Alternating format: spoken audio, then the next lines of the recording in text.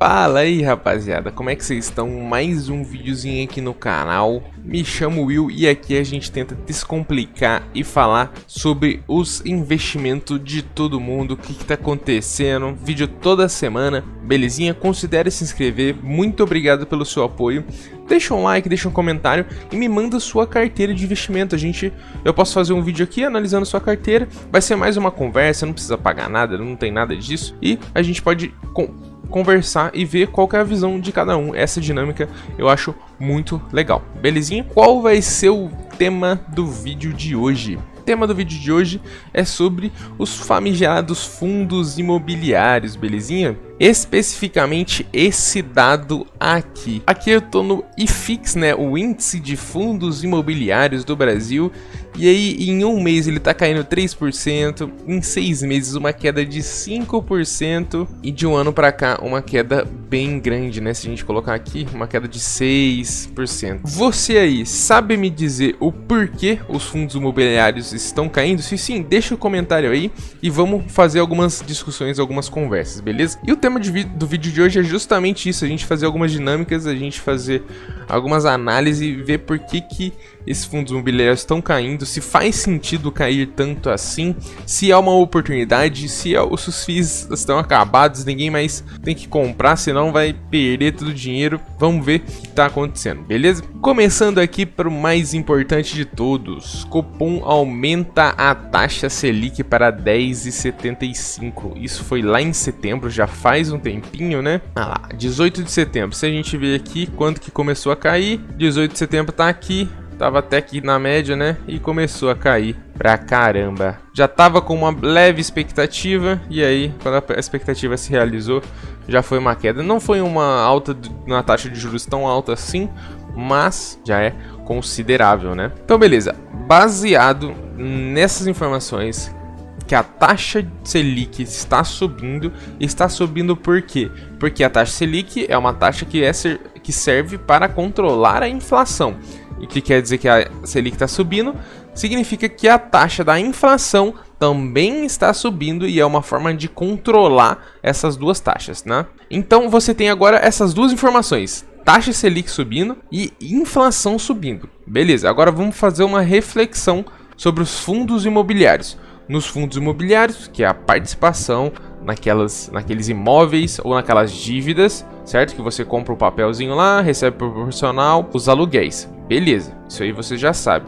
Então, vamos fazer uma reflexão sobre agora os fundos de papéis. Faz sentido os fundos de papéis estarem caindo, sendo que as taxas que eles estão atreladas, que é justamente o CDI, a Selic no caso, e o IPCA estão subindo? Claro que não. A gente pode até entrar aqui em alguns, no KNCR, por exemplo, que é um dos fundos mais, vamos dizer, estáveis. E tá aqui, ó, o KNCR se mantém firme e forte, a cota bem estável, mesmo nesse momento, e tá aqui com dividend yield muito bom, valorização muito boa. Beleza, mas agora se a gente for para outros, o CPTS, por exemplo, o CPTS com uma queda gigantesca nesses dias, passou de R$ 8,70 para agora tá R$ 7,20.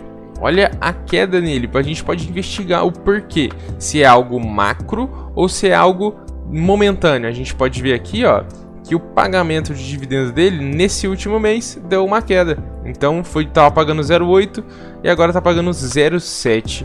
A gente tem que avaliar se isso vai ser algo constante, avaliar por que teve essa mudança nos dividendos e ver o que tá acontecendo, né? Mesma coisa para o VGHF, por exemplo. A gente tem que avaliar o porquê que tá tendo essas quedas tão bruscas, né? Olha a quebra do do VGHF, tava 8,60 e foi para 7,70. A gente tem que ver se é algo estrutural justamente desse fundo imobiliário, se foi alguma discordância no investimento, né? Se ela fez investimento um pouco arriscado demais, com um inquilino ruim, ou se ela fez investimentos da própria gestora, que é conflito de interesses, isso, né? Ou se é alguma estabilidade de dividendo. O VGHF novamente vinha pagando 0,9 e agora baixou para 0,8. Mesma coisa do CPTS, né? Então, a gente tem que avaliar se é algo estrutural, se é algo macro, se é somente se a taxa está caindo ou não, ou se é algo específico de cada fundo, né? Tanto o CPTS quanto o VGHF diminuíram um pouco os seus dividendos e aí causam uma leva de compra de venda desesperada, né? Que aí acabam batendo bastante na cotação. O VGHF, por exemplo, a maior desvalorização dele tá aqui. Então ele veio sempre bem estávelzinho e agora deu essa quebra na expectativa, né? Então beleza. Agora a gente fala sobre os fundos imobiliários de tijolo.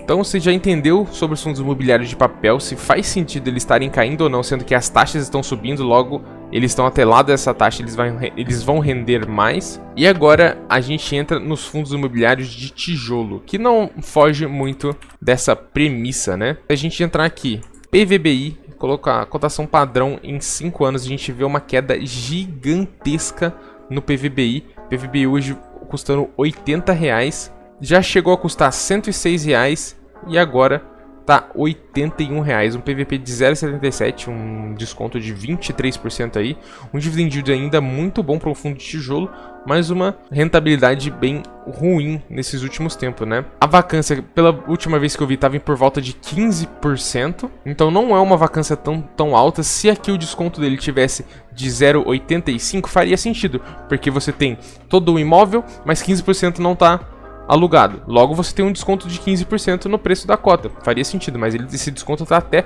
maior.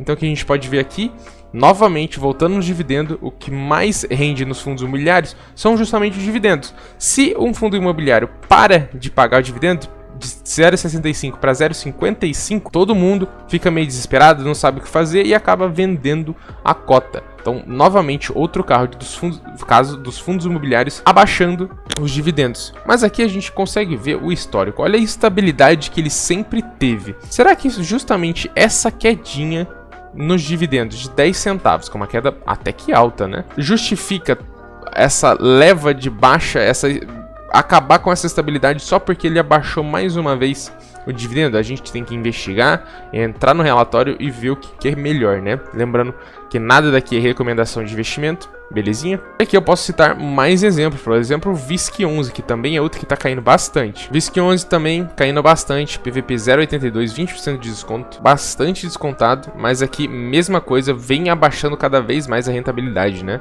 De R$1 foi para 0,85 e agora a gente chegou em 0,80. Bem preocupante, mas aí você faz a sua ponderação e vê se isso é uma oportunidade ou se é uma cilada, beleza? Lembrando, tá, que é nesses melhores momentos de quedas que vem as melhores altas, tá? Então a perspectiva da taxa de juros ficar por mais ou menos ali 1 ano com essa taxa também, a gente vai comprando barato durante esse 1 ano, e aí depois a gente pode ganhar até um pouco mais justamente na valorização dos fundos imobiliários, o que não é o forte dos fundos imobiliários, né? Cerca de 80% da renda, do retorno dos fundos imobiliários é justamente nos dividendos, e não nesses papéis aqui que a gente está vendo a valorização ou desvalorização. Claro que a gente está vendo também que os FIIs, eles diminuíram a quantidade de dividendos, e isso faz sentido, o mercado faz uma correção, porque se ele está pagando menos dividendo, a gente não deveria estar pagando tão caro, né?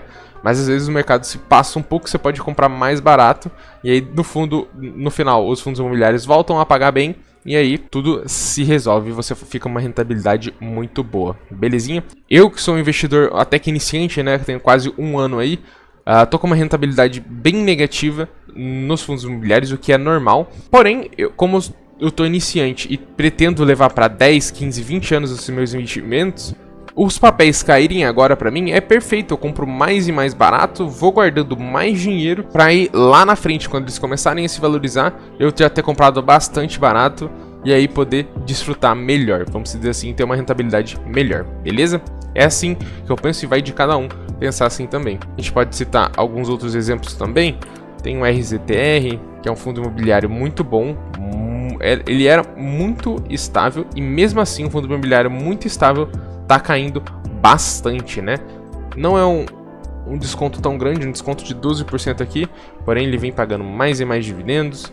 Os dividendos dele estão constantes, não teve aquela queda, mas mesmo assim ele tá caindo, então a gente consegue ver que mesmo os fundos imobiliários que continuam estável, eles estão caindo. Então é algo macro, não é só atrelado ao RZTR, atrelado ao VISC, é algo macro, algo geral, né?